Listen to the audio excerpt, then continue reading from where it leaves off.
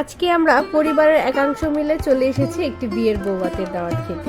যেহেতু গ্রামে বিয়ের দাওয়াত, তাই আমরা সাথে সাথেই রাজি হয়ে গেছি। গাড়ি থেকে নেমে গ্রামের পথ ধরে আমরা হাঁটা শুরু করেছি। নির্জন এই রাস্তায় গ্রামের প্রকৃতি দেখতে দেখতে হাঁটতে আমাদের বেশ ভালোই লাগছে। আজকে কিন্তু আমাদের সাথে আমাদের পরিবারের ছোট সদস্য ফুটু যোগ হয়েছে, সেও কিন্তু খুব আনন্দ পাচ্ছিল। বিয়ে খবর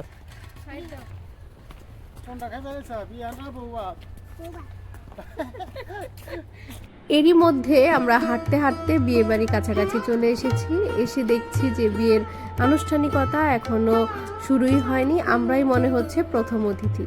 এরপর আমরা বিয়ে বাড়ির ভেতরে প্রবেশ করলাম। আসলে গ্রামের বিয়ের বৌভাতের অনুষ্ঠান নাকি একটু দেরিতেই শুরু হয়, কিন্তু আমাদের তো সেটা জানা ছিল না। এরপর আমাদের ঘরে গিয়ে বসতে বলা হলো, আমরা ঘরে গিয়ে বসে রেস্টে নিচ্ছি। এরপর আমরা সিদ্ধান্ত নিলাম যে আমরা একটু গ্রামটা ঘুরে দেখব।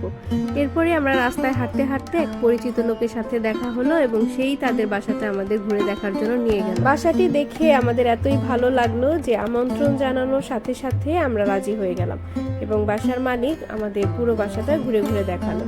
আসলে গ্রামের মধ্যে এরকম ডুপ্লেক্স বাড়ি খুবই সুন্দর লাগছিল, সামনে একটা বাগানও ছিল। তারপরে আমরা ছাদে চলে গেলাম, ছাদ থেকে পুরো বাসাটা আরো বেশি সুন্দর লাগছিল। আমরা সবকিছুই ঘুরে ঘুরে দেখছি। আসলে এরকম একটি বাড়ির স্বপ্ন সবারই থাকে। পুরো বাড়িটি ঘুরে দেখতে আমাদের খুবই ভালো লাগছিল, আর বাড়ির সব থেকে পছন্দের জায়গাটি ছিল এটি। তাই এখানে বসে কিছু ছবিও তুলে নিলাম।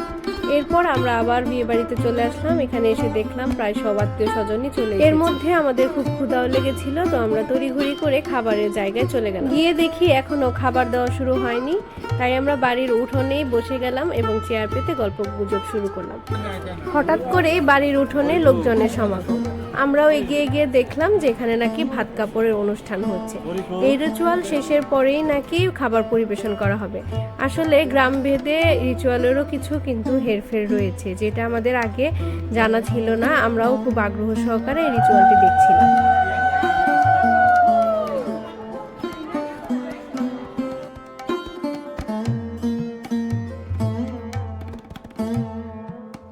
গ্রামের এই রিচুয়ালগুলো কিন্তু সত্যি অন্যরকম, এগুলো দেখতে আমাদের বেশ ভালোই লাগে।